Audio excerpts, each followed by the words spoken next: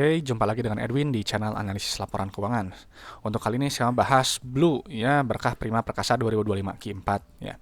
Kalau teman-teman ada analisis yang lebih lengkap, lebih akurat, langsung aja share di kolom komentar ya supaya teman-teman yang lain juga bisa baca. Oke, kita langsung ke analisis ya. Untuk Blue, untuk riwayat bagian dividennya gitu ya.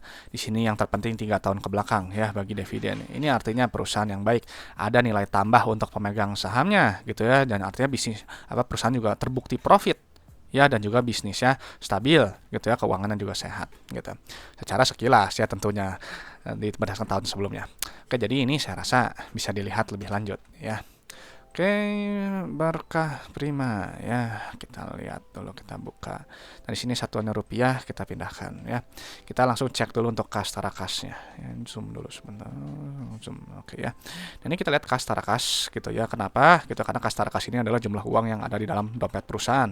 Jadi si uang kas itu punya fungsi ya, teman-teman, untuk bayar operasional, ekspansi, dan juga untuk bayar pinjaman ke bank. Jadi nilainya jangan terlalu sedikit. Kalau terlalu sedikit bisa jadi perusahaan ada kesulitan dalam membayar operasionalnya, ekspansinya, atau mungkin pinjaman ke banknya ya. Dan untuk posisi kas tarakasnya di sini memang turun sekitar 2,7 miliar ya, turun 41%. Nanti detailnya kita cek di laporan arus kasnya.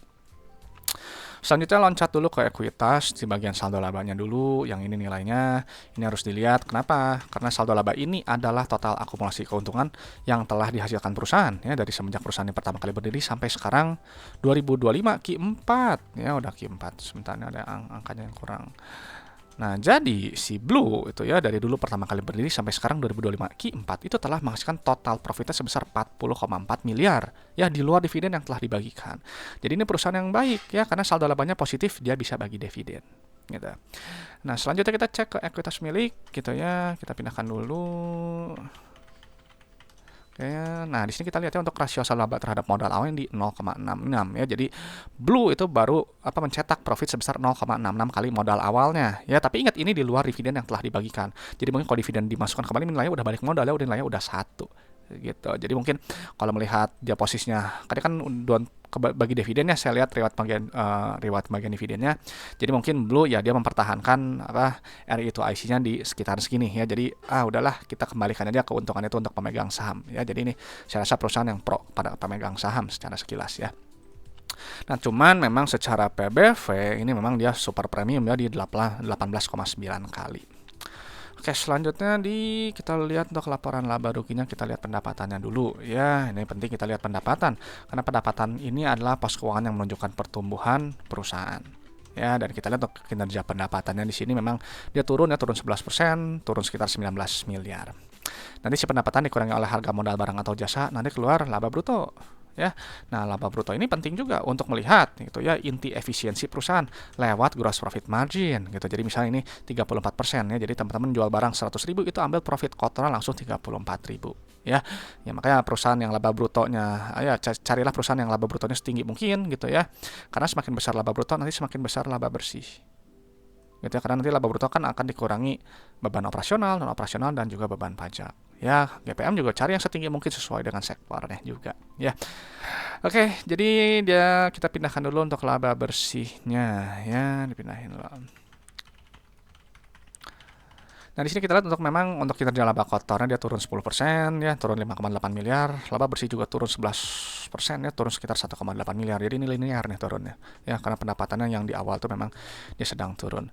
Nah, tapi ini memang secara PER gitu ya, ini super premium ya, ini 132 kali gitu.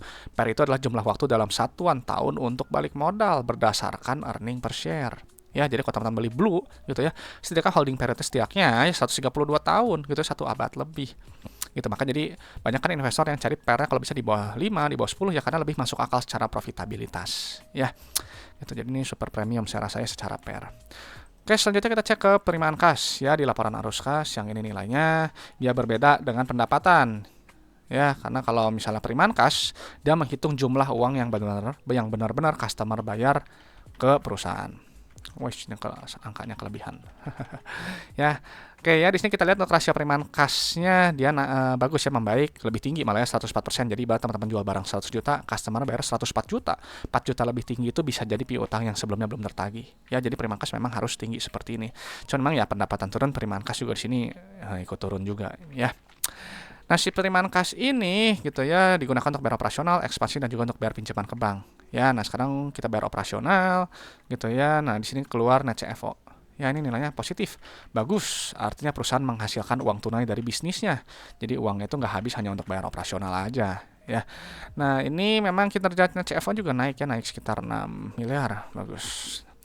Nah, lalu untuk aktivitas ekspansi usahanya di sini nilainya negatif gitu ya. Kalau negatif ya artinya perusahaan berekspansi atau dia memelihara aset produktifnya. Cuman memang di sini dia ekspansinya naiknya hampir 7 kali ya.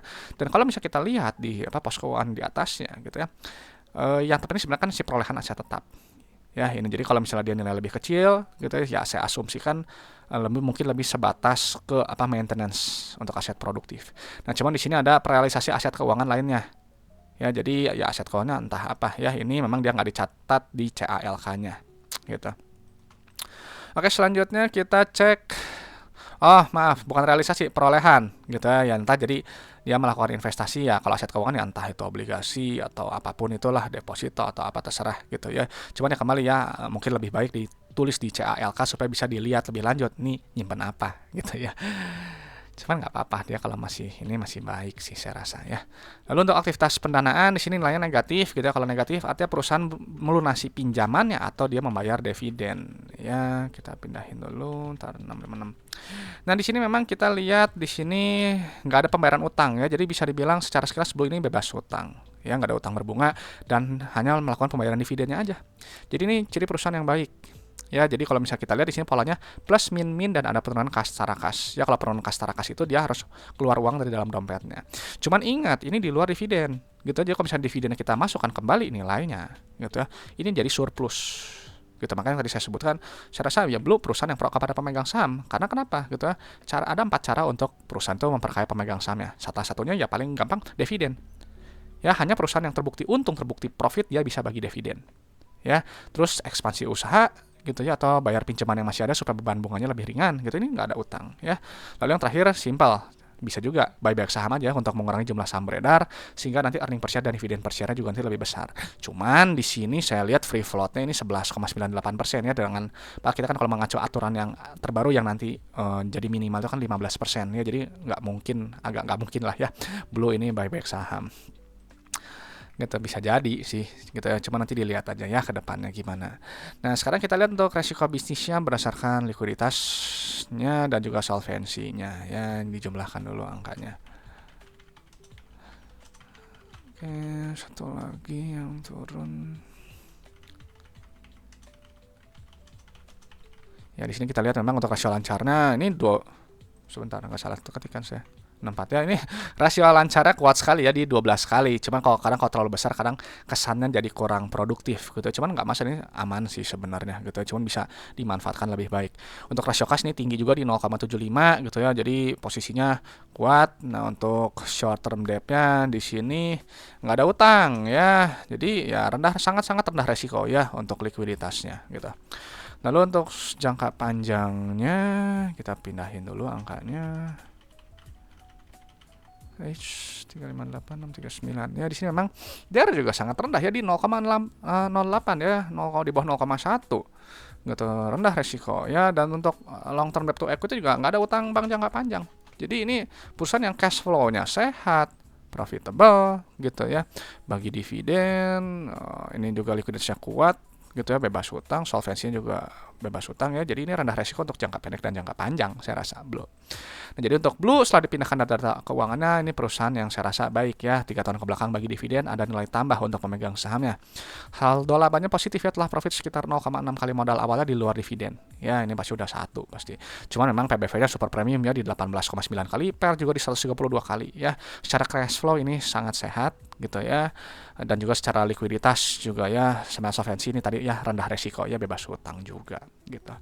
Oke, itu aja mungkin pendapat saya untuk Blue ya, dan selalu saya sampaikan bahwa analisis laporan keuangan itu hanyalah sebagian kecil dari fundamental, hanya menilai kinerja masa lalu ya. Jadi untuk prospek kedepannya silahkan teman-teman analisis lebih lanjut ya.